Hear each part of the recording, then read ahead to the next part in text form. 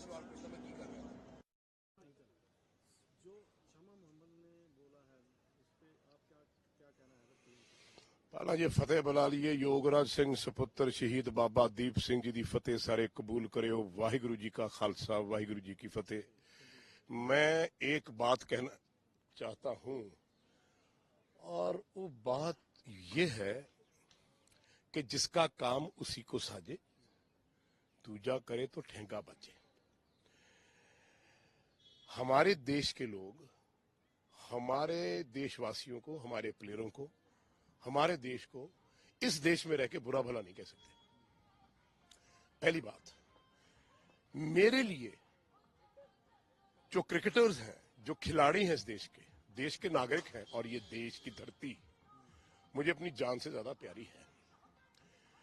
अगर political system में कहीं भी लोग, कोई भी बैठ के अगर ऐसी बात करता है और उन प्लेयरों के बारे में बात करता है जिन प्लेयरों ने इस देश को इतने सालों से गौरव दिया है, प्राइड दी है, टूर्नामेंट पे टूर्नामेंट जिताए हैं, वर्ल्ड रिकॉर्ड है, दुनिया के सबसे ग्रेटेस्ट प्लेयर्स हैं, उनके बारे में अगर आप बोलोगे तो थोड़ी बहुत शर्म जिंदगी में आनी चाहिए।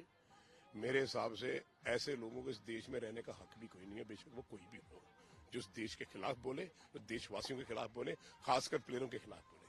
क्रिकेट हमारी पूजा है, क्रिकेट हमारा धर्म है। हम एक सीरीज हार गए न्यूजीलैंड से, हम ऑस्ट्रेलिया में हार गए, तो बहुत कुछ विराट कोहली और रोहित शर्मा के बालाजी के बोला, तो मैं और सब लोग खड़े हो गए उनके लिए कि नहीं, इनमें बहुत क्रिकेट बाकी है। उतार चढ़ा तो आता जाता है। अरे जो आदमी 15-16 साल से इतना परफॉर्म कर रहा है, वो क्लास कभी नहीं मरती। ये जो है फॉर्म जो है आती जाती रहती है। मुझे इतना बुरा लगा है, इतना दर्द हुआ है कि ये चीजें पाकिस्तान में हो रही थी। अभी उनके दिग्गज खिलाड़ी खड़े होके क्या कह रहे थे, और जी ट्रे आई है केलियां दी बांदरा ने खानी है। वो कह सकते हैं अपने प्लेयरों को, अपने अवाम को कि ये बांदर हैं। हम कल्चर्ड लोग, पढ़े लिखे लोग, हिंदुस्तान के वासी, हम और जो नागरिक इस देश को चला रहे हैं, एमपी कोई भी हो, अगर वो अपनी जुबान से, और वो भी हमारी जो माँ बहन बेटी जैसी, जिस औरत की हम इतना आदर सम्मान इस धरती पे करते हैं, इस देश में करते हैं, वो ऐसे बोले तो दिल फटता है। ये ऐसे है कि किसी माँ ने अपने बेटे को कोख से जन्म लेके उसको मार दिया हो। मेरे लिए एक ऐसी बहन जिसने अपने भाई की रखड़ी बांध के उसको तोड़ दिया हो, एक ऐसी बेटी जिसने अपने बाप को घर से निकाल दिया हो। ये मुझे ऐसा लगा। जो पार्टीज हेड है, जो उनको भी थोड़ा सा एक्शन लेना चाहिए। सर एक्शन लेना चाहिए। आप कोई भी हो, आप किसी भी ओहदे पे हो, आपका कोई हक नहीं बनता कि अपने देश, अपने देशवासियों और अपने खिलाड़ियों के खिलाफ बात करने का। ये बेहुदा चीज है, कभी टॉलरेट नहीं करनी चाहिए। और जो कर रहे हैं इसको पॉलिटिकल मुद्दा बनाने, उन्हें शर्म आनी चाहिए। अगर मैं पार्टी का होता, अगर मैं प्रधानमंत्री होता, तो मैं बोलता अपना बोरिया बिस्तरा पैक करो, देश से बाहर जाओ। कोई आदमी इस देश में रहकर हिंदुस्तान के बारे में, हमारे देश के बारे में, देशवासियों के बारे में, देश के खिलाड़ियों के बारे में बोलता है, मैं उसके खिलाफ खड़ा हूं। मेरा जाती दुश्मन है वो। लेकिन मुझे दुख इस बात का है कि इस बात को सुन के बहुत बड़ा मुद्दा बन गया।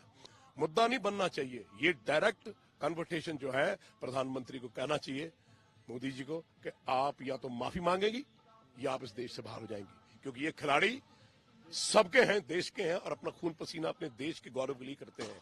मैं वो बाप हूं जिसने अपने बेटे को कैंसर होते हुए अपने देश के लिए खिलाया, क्योंकि मेरे लिए मेरे देश का गौरव, मेरे देश के लोग, मेरा देशवासी, मेरी ये धरती माँ, वो जरूरी थी।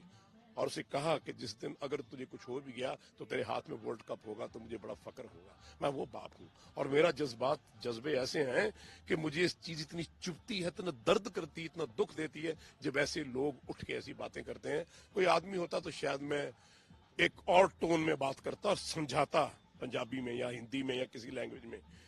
लेकिन एक माँ बहन बेटी बराबर है, उसको मैं क्या कहूं, बिटिया तुम्हें थोड़ा शर्म आनी चाहिए, शर्म आनी चाहिए तुम्हें जिंदगी में, कि तुम देश में रहती हो, जिस देश का खाती हो, जिस देशवासियों के लिए हम लोग इतनी जिद्दोजहद करते हैं, उनके बारे में तो कम से कम ना बोलो।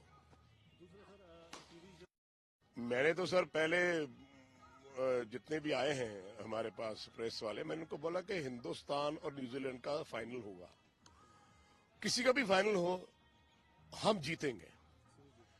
क्यों जीतेंगे? उसका कारण है कि एक तो हम कलेक्टिवली इकट्ठे खेल रहे हैं, एक हमारा कप्तान बहुत अच्छी तरह लीड कर रहा है, और आप देखना आने वाले दोनों मैचों में विराट कोहली और रोहित शर्मा रन करेंगे, बाकी प्लेयर्स जो उनके साथ हैं।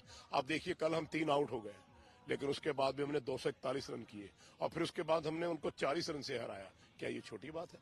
और न्यूजीलैंड एक नंबर 1 टीम है वनडे क्रिकेट में, ठीक है। सो अफगानिस्तान ने हराया, इंग्लैंड को हराया, और ऑस्ट्रेलिया के साथ भी उनका पेचा फंस गया था अगर बारिश ना आती तो। बट वो ये सराहने योग्य बात है कि हाँ यार तुमने बहुत अच्छा खेला। ये चैंपियंस ट्रॉफी इंडिया जीत के आएगा, मुझे ऐसा लगता है। क्रिकेट में कुछ भी हो सकता है, लेकिन जिस तरह के हमारे स्पिनर्स गेंद कर रहे हैं ना, और मैं समझता हूँ वही हमारा ट्रम्प कार्ड है और वही हमारी जीत है। ग्राउंड भी वैसी है, और मेरा ख्याल हमारे जो ये चक्रवर्ती और ये जो लोग हैं, इनको लोग पिक नहीं कर पा रहे कि ये कौन सी गेंद सीधी जाएगी, कौन सी गेंद अंदर आएगी, कौन सी बाहर जाएगी। जब वो सिचुएशन में 2 बॉलर हो जाएं हमारे पास, एक वो चाइना मैन है और एक हमारा ये चक्रवर्ती है, और मैं समझता हूँ, और जडेजा बहुत अच्छी बॉल कर रहा है, मैं समझता हूँ उसने बहुत बढ़िया बॉल किया, रोक के रखा। तो ये हमारे जो स्पिनर्स हैं, हो सकता है हम सेमीफाइनल में 4 स्पिनर्स के साथ जाएं, और ये स्पिनर्स ही हमें जिता देंगे। बस हमें टोटल जो है वो 250 प्लस करना है, वो बैट्समैन ने करेंगे, और फील्डिंग हम बड़ी अच्छी कर रहे हैं, थ्रोज बड़ी अच्छी मार रहे हैं, कैचेस पकड़ रहे हैं। सो मैं समझता हूँ India will win this ICC championship.